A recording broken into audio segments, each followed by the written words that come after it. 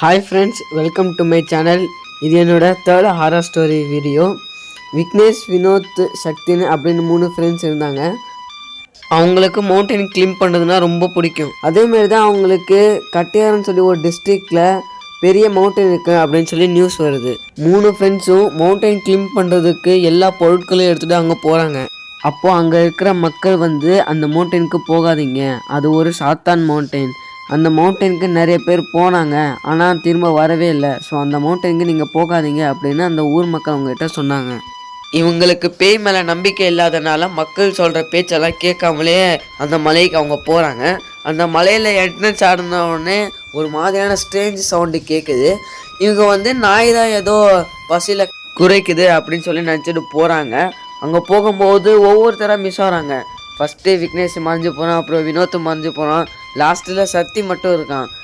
அப்புறம் சக்தியும் ரொம்ப பயந்து விக்னேஷையும் வினோத்தையும் தேட ஆரம்பிக்கிறான். தேடும்போது வினோத்தோட கேமரா இருக்குது.